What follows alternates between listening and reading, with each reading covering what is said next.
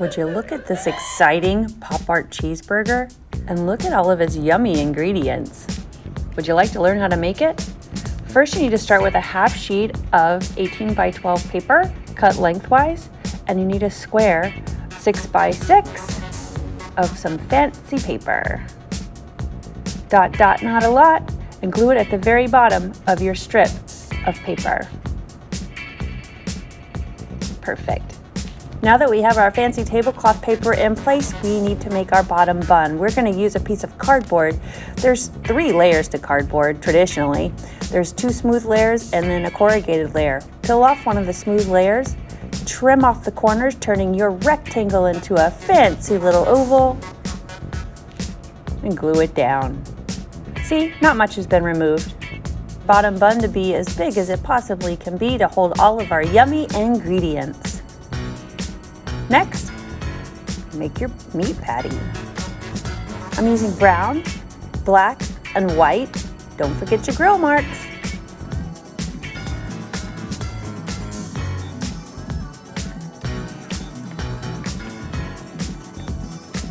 Using the same method for turning our rectangle into an oval, we'll trim off the corners to make a perfectly oval, yummy bun. Oh, I forgot the ketchup. I like to have ketchup on the bottom because the red contrasts so nicely and breaks up the browns. Glue down your ketchup and then glue down your meat patty.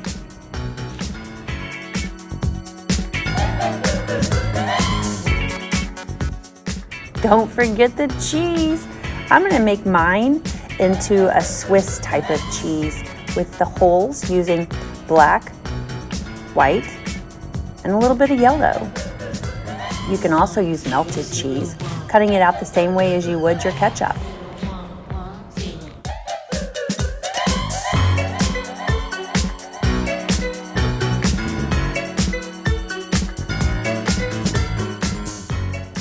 Ooh, I have an idea. Let's turn it into a bacon cheeseburger.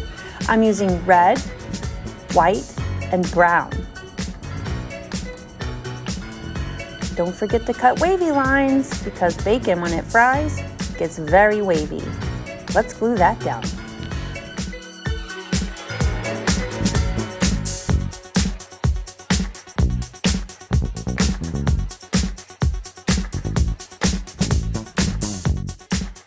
It's time for the lettuce. I like to do an accordion fold to make it look textured, and I'm also using a textured paper.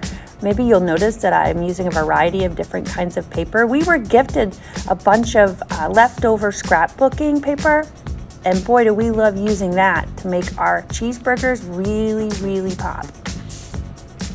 I'm cutting a zigzag into my paper. I'm laying it down, making my plan, adding my glue. Yum, yum.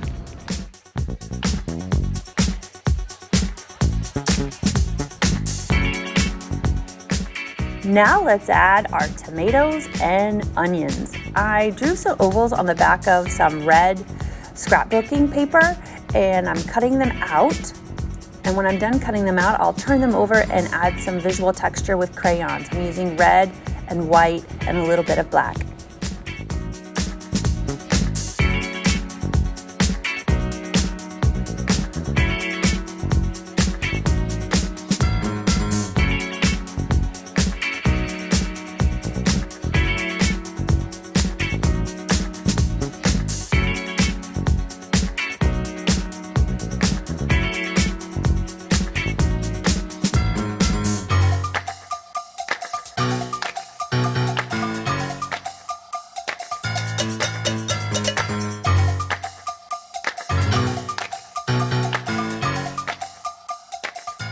Let's cut out our onions. I'm using this lined paper because, well, visual texture is so much fun.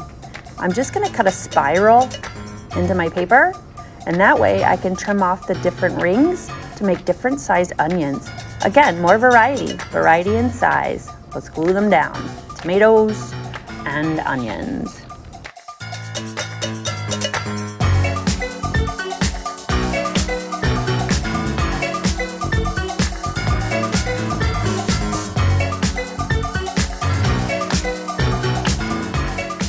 Well, I'm gonna need some pickles now. That'll make the best burger ever. I'm just cutting some ovals into some visually pleasing green visual textured paper, and it's very pickly if you ask me. I can almost taste them.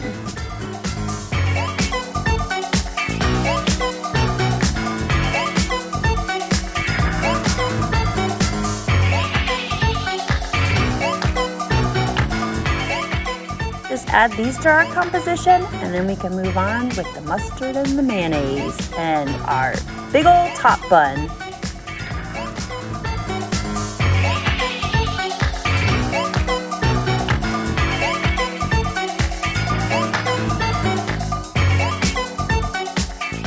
Using the same method we did for our bottom bun, we'll peel off a layer of that corrugated cardboard, and we will trim off the corners, make an oval, and glue it down.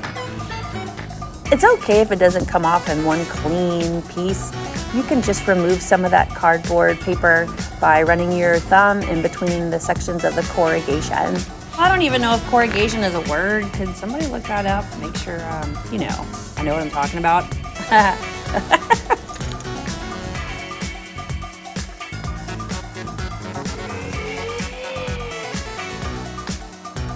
And there you have it, boys and girls.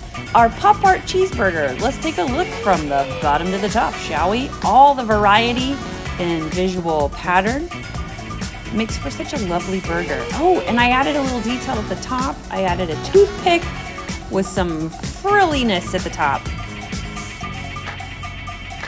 Yay, cheeseburgers.